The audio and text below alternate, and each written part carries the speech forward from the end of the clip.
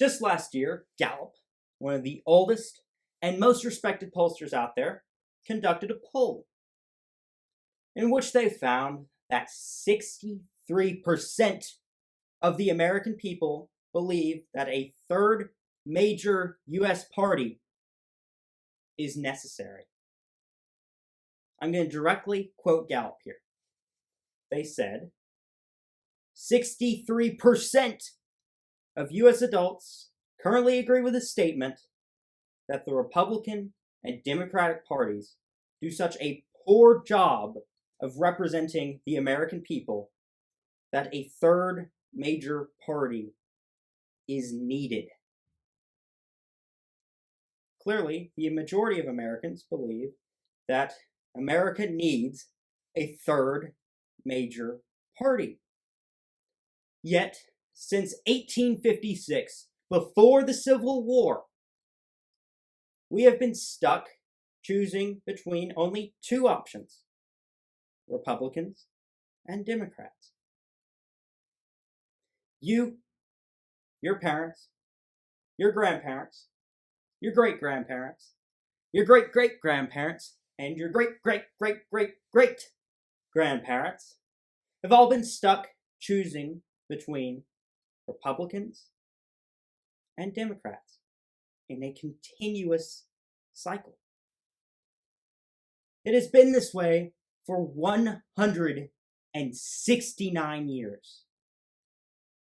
And it looks like you, your kids, your grandkids, your great-grandkids, etc., will all be voting either Republican or Democrat for the next 1,000 years.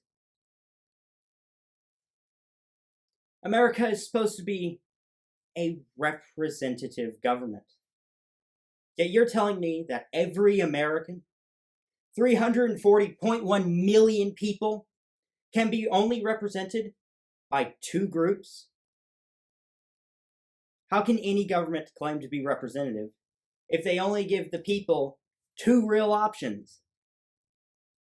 How many of you have ever gone into a clothing store and there's only two clothes to choose from? How many of you have ever gone into a restaurant and on the menu there is only two different meals that you can eat?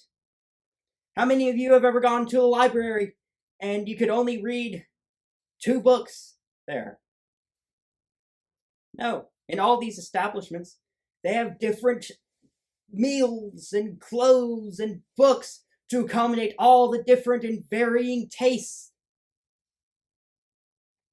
Why can't our government be like that? Why can't we choose more than two options? Meanwhile, our only two options that we have fight and feud and crusade against each other, tearing this country apart in the process and separating us into factions.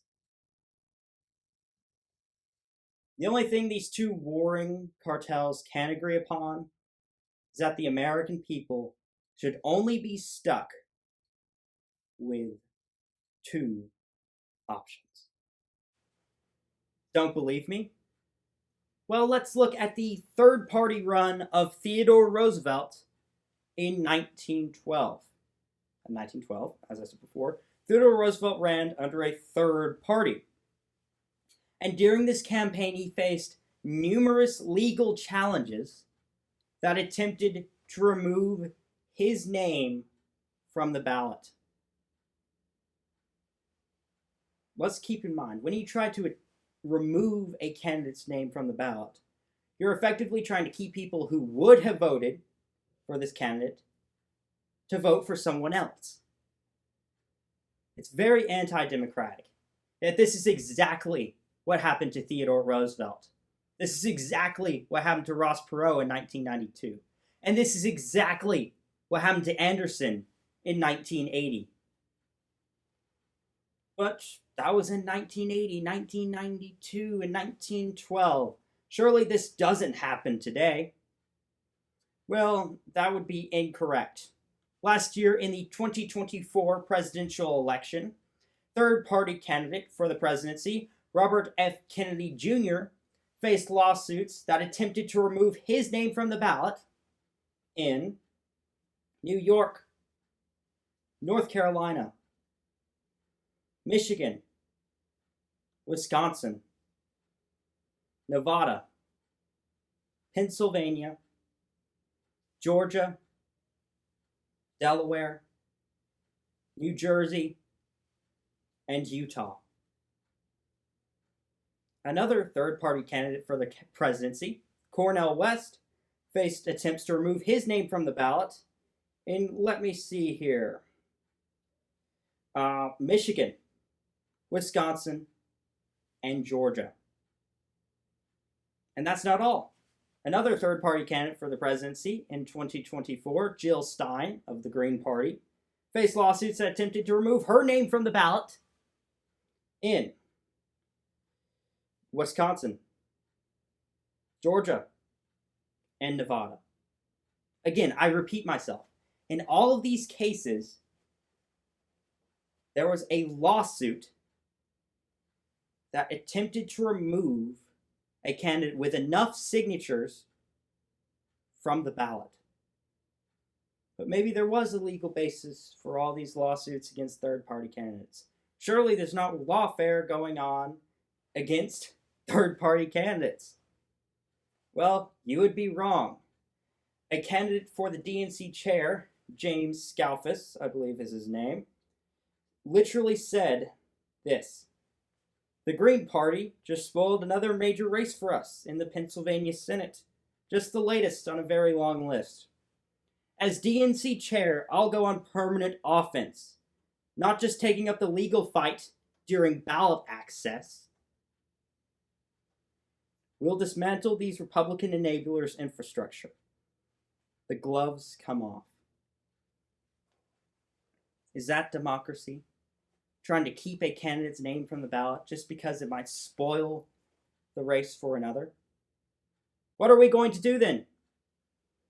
Are we just going to sit back and vote for the same old two political parties, hoping the endless pendulum of American politics will eventually swing in our favor instead of in favor of the patricians?